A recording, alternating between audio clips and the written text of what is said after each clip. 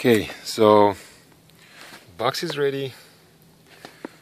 Air here, the Milsig here. I did adjust the trigger for a little bit because it was not firing full auto non-stop. It was just burst of 3 balls each at a time.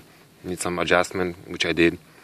So that's gonna be, and I actually did adjust the velocity for 167, 180, 170.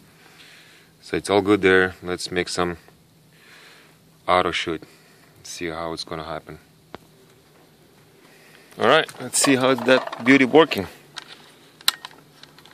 Alright, that's regular.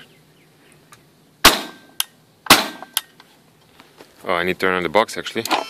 Okay, now it's on. And now fully auto.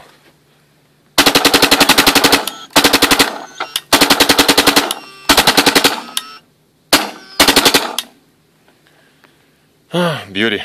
Not even one break.